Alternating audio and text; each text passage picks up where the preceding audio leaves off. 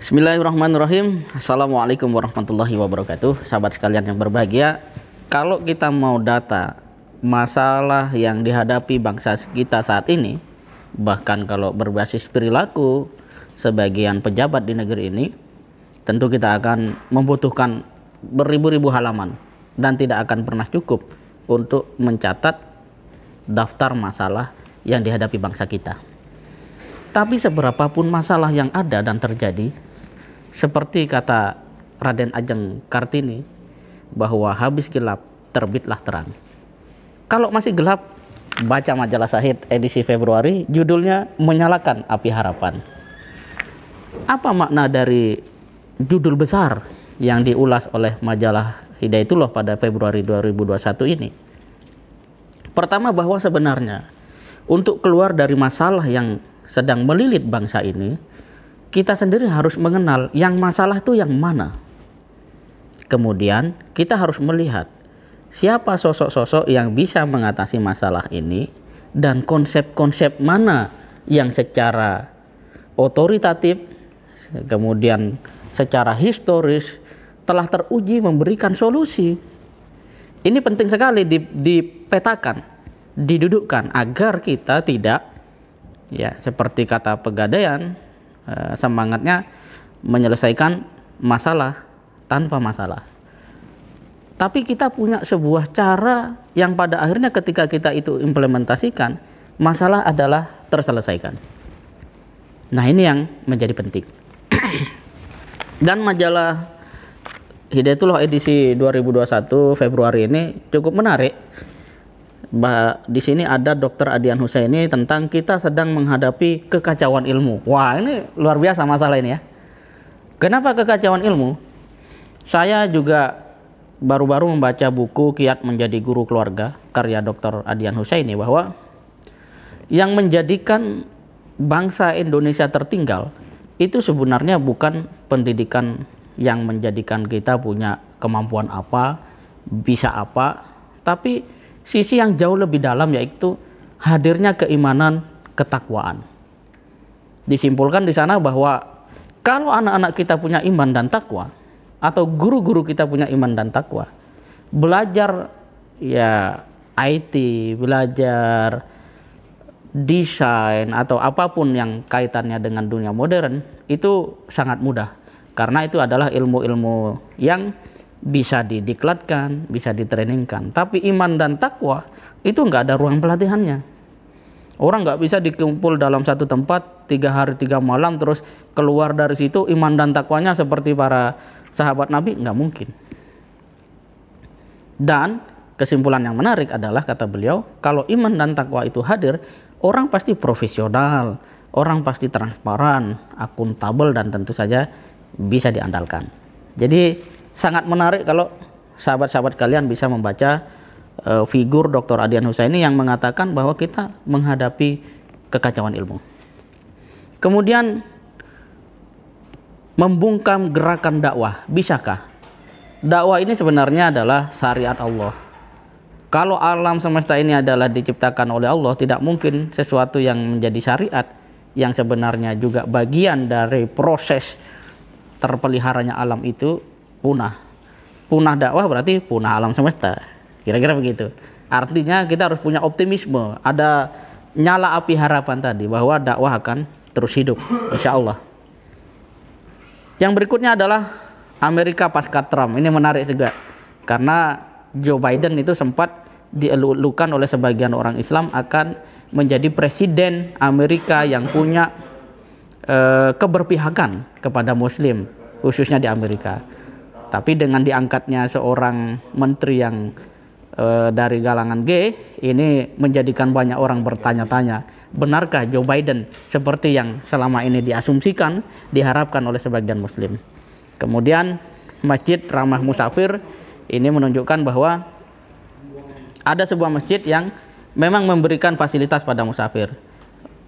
Umumnya masjid, terutama yang di pinggir jalan raya, itu kalau sudah selesai Isya ya dikunci, sehingga musafir ya tidak ada pintu buat kalian. Padahal masjid idealnya dibuka terutama untuk musafir. Kita langsung ke rubrik yang paling awal, yaitu rubrik salam tentang media. Pemerintah atau kita semua, bahkan banyak pihak sering mengatakan kita harus mengurangi, melawan berita hoax. Pertanyaannya, berita hoax itu ada di mana? Di media yang seperti apa?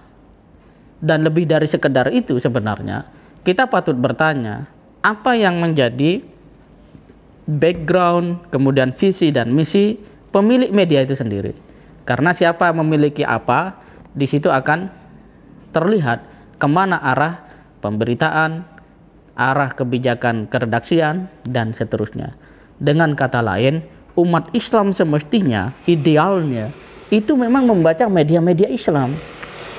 Yang tentu saja dalam konteks pemberitaan, mereka juga memperhatikan aspek-aspek adab, di mana setiap berita yang disampaikan, disajikan, itu betul-betul dipertimbangkan bukan saja pada cover both side atau dua sisi dalam konteks jurnalistik, tapi juga keselamatan akhirat dari sang jurnalis yang menuliskan berita itu sendiri.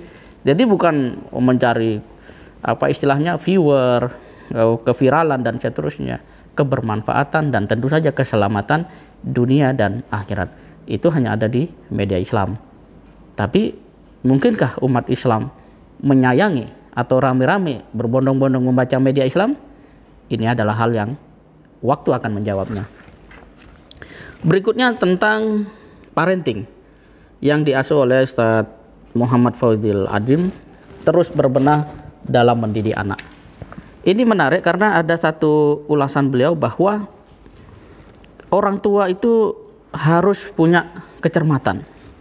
Jadi tidak ima'ah, ikut-ikutan, ya, serta mengikuti apa yang digariskan oleh agama Islam. Artinya ada konsistensi, ada komitmen. Pada saat yang sama, orang tua jangan merasa sudah aman anak-anak kita hanya karena rezeki dalam bentuk penghasilan cukup, keperluan-keperluan cukup, anak-anak bisa sekolah di tempat yang baik sekali, ya, yang orang biasa tidak menjangkau. Karena perintah Islam, perintah Al-Quran itu justru bagaimana kita memiliki rasa khosyah. Di sini dijelaskan, ya, ini takut dalam keadaan aman yang melahirkan kehati-hatian, tidak ceroboh, tidak tergesa-gesa, dan tidak pula merasa aman.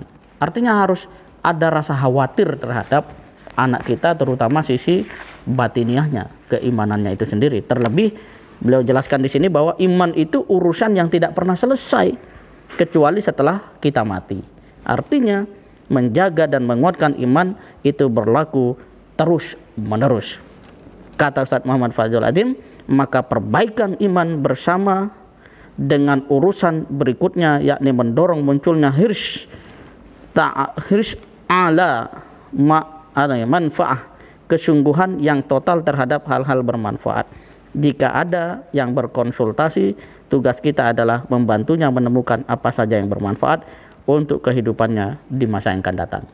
Ini pegangan-pegangan yang penting. Saya memang sengaja tidak bacakan semua, karena kalau semuanya nanti sahabat, wah, keenakan ya, nggak perlu baca majalah, lihat saja YouTube-nya Mas Imam Nawawi. Wah, kita hanya mengajak bahwa ada majalah yang sangat bagus, majalah yang penting kita dukung, dan itu adalah majalah Suara Hidayatullah.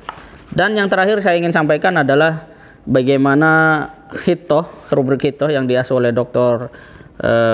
Nasirul Haq LCMA. Beliau menuliskan tentang tarbiyah dengan memahami biografi ulama. Anak-anak kita sekarang kenal siapa? Kenal ke toko-toko game, ya, kenal toko-toko fiktif, yang kemudian tidak memberikan nilai manfaat ataupun spirit.